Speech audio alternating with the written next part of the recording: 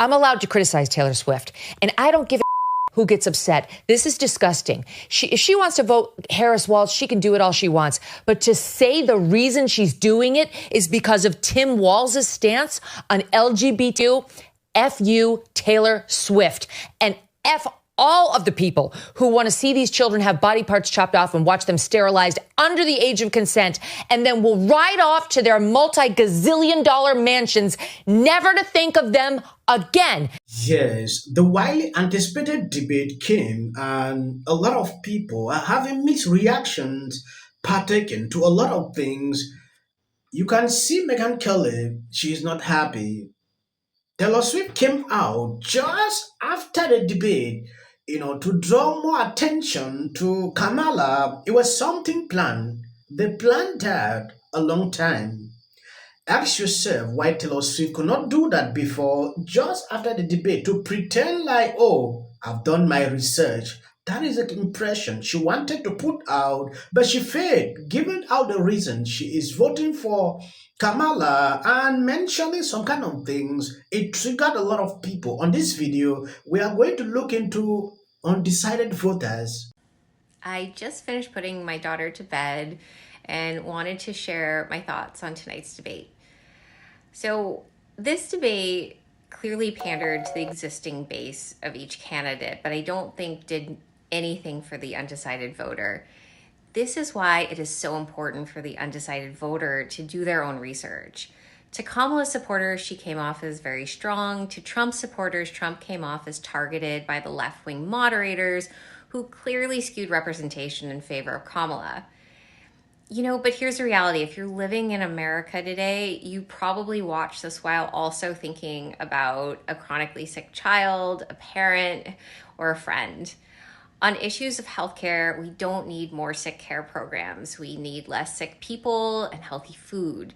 And that is precisely the plan we have in motion with President Trump. I can personally tell you that the worst part of watching tonight's debate for me was the American public couldn't see who is standing behind each candidate. Behind Trump is a whole movement of Make America Healthy Again and putting an end to the industrial war complex. Behind Kamala are the BlackRock executives who are running offices out of Kiev because the war in Ukraine is so enriching for them. Behind her also are the big pharma executives who have pocketed trillions off of taxpayers via the Affordable Care Act. I wanted to see something very compelling from Trump tonight because that's the candidate that has embraced making America healthy again, fixing the economy, and putting an end to military escalation. It is no secret that Kamala received favorable treatment by the ABC moderators, but the left, and especially boomers on the left, they can't see it. Yes. Do you know what pains me the most? Is when I saw CNN doing fact check that Kamala lied just once. I was shocked when I saw that. They said Trump lied like 19 times.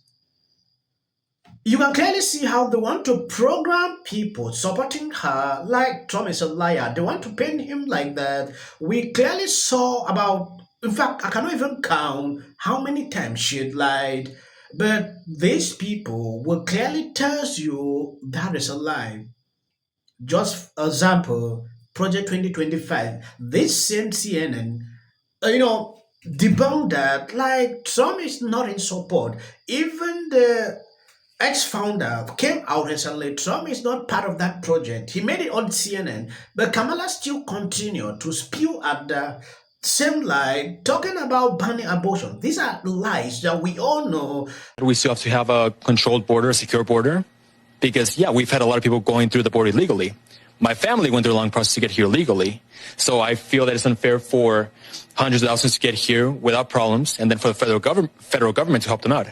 We've also lost Americans because so many illegals were letting in, like the young boy from Ohio who had killed by illegal immigrants. Have made up your minds based on what you saw tonight on stage in Philadelphia. Raise your hands. All right, I want to ask you why. What did you see that brought you to a conclusion? I think it's important to remember that we are voting for the leader of our country and not who we like the most or who we want in our wedding party, but who is actually going to make our country better. And we're in an incredibly unique situation where we've had both of the candidates in office before, and we've gotten to see what they would do. And when facts come to facts, my life was better when Trump was in office. The economy was higher, inflation was lower, things were better overall. And now with Kamala's administration, things haven't been so fantastic. And she's saying she can fix the problems that her administration has caused, but I just don't know if I can afford to take that risk. Were you leaning towards the former president coming into the night? Probably. And did you vote for him in 2016 or 2020? I did. So, decision made there. What did you think? As to who I would vote for in this election, I strongly felt Kamala was more optimistic, more respectful. I thought she had plans that she tried to describe in the minute's worth of time that she had. I mean, they really were limited with their time. So, I don't know, I just felt more strongly for her as opposed to her opponent.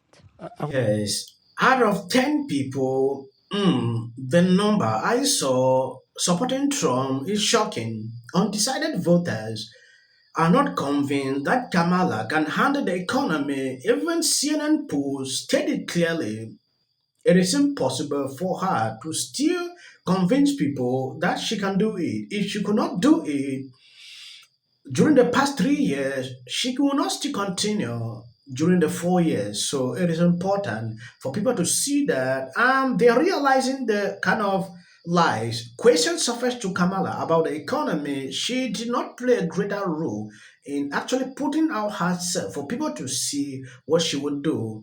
The kind of thing she said cannot even convince someone to change their mind. It is no secret that Kamala received favorable treatment by the ABC moderators, but the left, and especially boomers on the left, they can't see it. They are under the spell of the mainstream media, and they are programmed to see Trump as a felon and a liar.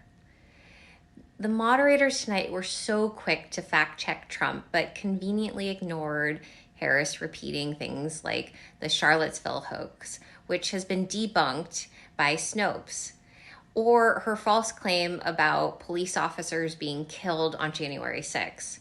These are blatant lies, and they're easily disproven, yet they were left completely unchallenged by two of the supposedly top journalists in the industry. As independent voters, we have an uphill battle to climb to show the undecided voters and the brainwashed left how the system is actually set up to skew narratives, hide the truth, and convince Americans to be blind and vote against their own interest. I strongly urge all of you to think critically and do your own research. Very important, do your research. That is simple. Do your research. Don't fall for the trap of liberals trying to paint some kind of things. Do your research. When I first heard that we were abandoning or we were withdrawing from Afghanistan, though there were certain loopsy things I expected him to say.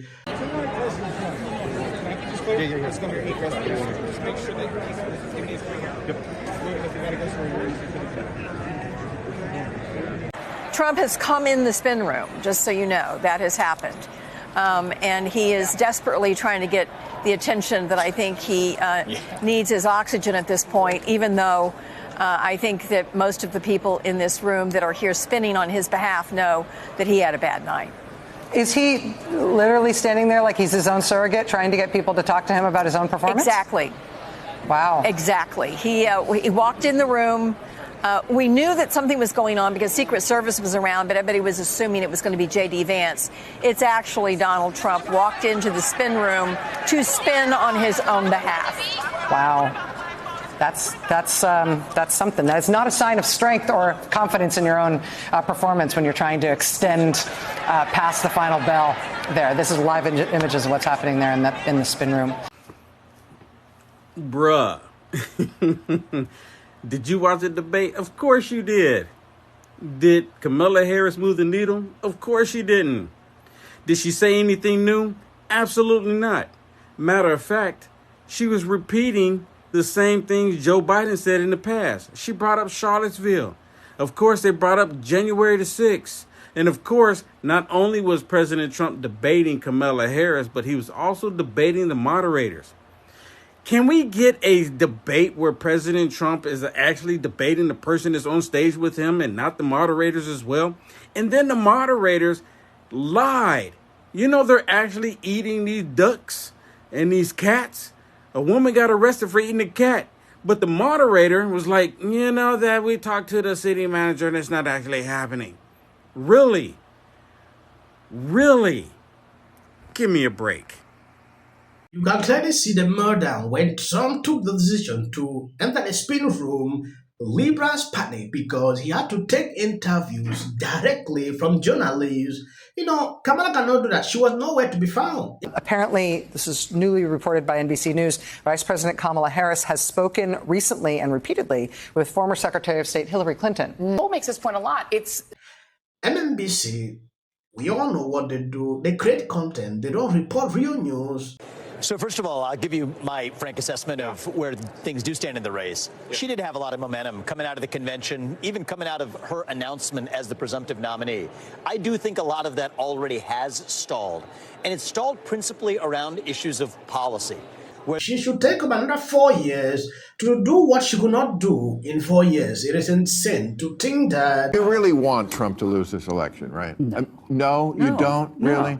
The one thing that's certain, if he loses, Kamala Harris will be president of the United States. And I wholly oppose almost every single one of her positions. I think she's a vacuous opportunist. I totally reject the idea that in the space of 48 hours, she went from a subpar vice president, everyone recognized as such, all of a sudden to the second coming of Barack Obama. So that debate was a bunch of BS.